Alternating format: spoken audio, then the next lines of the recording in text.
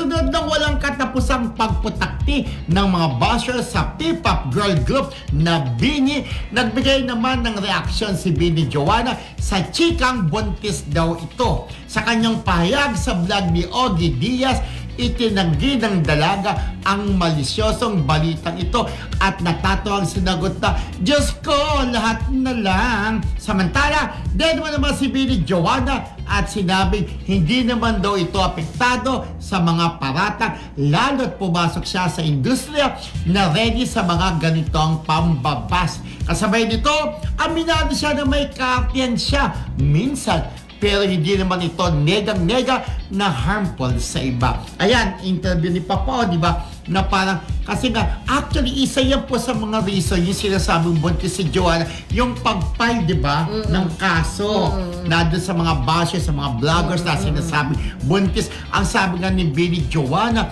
minsan daw kasi parang nakita yan siya kumakain ng manggang hilaw. So, nag-1+1 yung mga netizens, ay, juntis ang Joanna, bakit nagmamangga-mangga? Paborito ka ang manggang hilaw, ikaw, di ba? Hindi ka naman buntis that time. Bumibili po kami ni Media pagka nakakapunta kami sa labas-labasan. Merong mangga na may bago, may aybay si Masarap. Media. Ayan, naglalaway na tuloy ako. Minsan may asin, nagdadala ka, di ba? Tapos meron pa daw po sabi ni BINI Joanna, minsan nakadami siya ng lus-lus. At lus. Pinagdikti ko lang English, lus, tapos lus.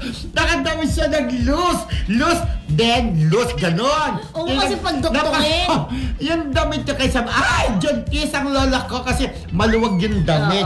Pero yun po, hindi buntis. Napanood ko nga interview na yun, sinasabi nila, pero hindi ko rin masyadong maintindihan yung 25-minute daw na interview, 25 minutes na interview doon sa pagkain ng street food na naging 2 minutes.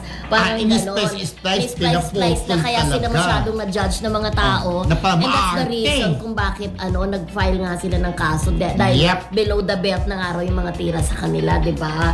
Yun ang inaano ko lang naman is just the same, kahit in-splice yung video na yon, nakikita na yung iba na hindi kumakain. Oo. Kaya lang meron, diba? Meron din namang iba talaga na hindi kumakain ng street foods. Pero ako siguro, kahit fishball, kahit yung tokneni, kahit yung balot, kakainin kong gano'n. Yung nakikita ko pa yung balot. Nakikita ko yung ulo ng paniki. Ano yun? Sisiw! Paniki! Pero alam mong ayaw ko ng friendship, yung matigas na kulay puti. Ay, gusto ko yun. Tsaka, ang test, hindi ko tinatapon. Pero ako nakikita ko yung sisiw, tawag. Sarap. Tapos may asin.